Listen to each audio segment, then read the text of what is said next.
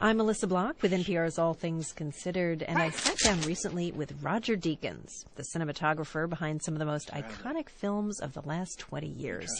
One of them is The Shawshank Redemption from writer-director Frank Darabont. I asked Deakins to explain how he shot one of the film's most compelling sequences. It turns out it's also his personal favorite.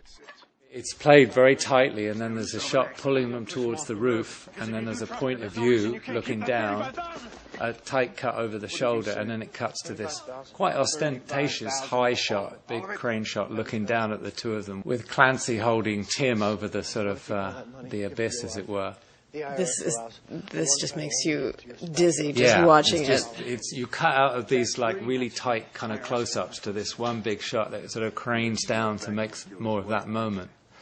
And on the day we came down to this over the shoulder, and I talked to Frank. I said, well, let's keep it going.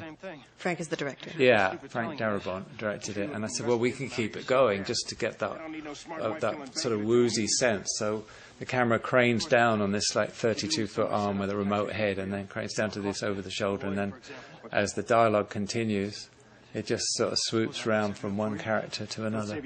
I think it was a really successful shot. Nearly free of charge. Unlucky, it was early days of computer graphics or, CGI work, because the guys obviously have to be cabled. So it's actually the cable's digitally removed. Cables meaning holding them up so they don't fall off the roof. Safety cables, yeah. I mean, if you look, you can see the quality of the shot is not as good as the shots around it, because in those days the digital quality of the image wasn't as good as the original film. But then I thought the segue then from that scene into the next one was that's one of my favourite kind of transitions. So the guard lets Tim Robbins go? Because you cut to Tim's face, then there's one long camera move revealing the guys drinking beer in the setting sun. And it goes across the main prisoners, and then you see the Clancy Brown character come through, and he takes you across to reveal the Tim Robbins character, Andy sitting in the corner, and you keep going around and you come onto Morgan Freeman, Red, and the camera slowly on the voiceover just slowly goes round, like it's almost like, I feel it's the camera's moving in time to the speed of the voiceover, and it ends up on this big close-up in Morgan's face in the sunlight, and the guard's sitting behind him. And to me, that's the best shot in the film. Really?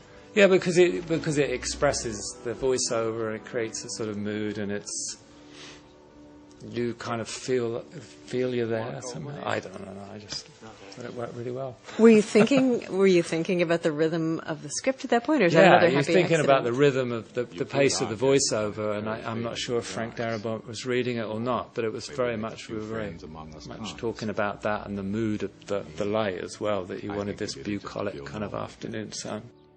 If only for a short while.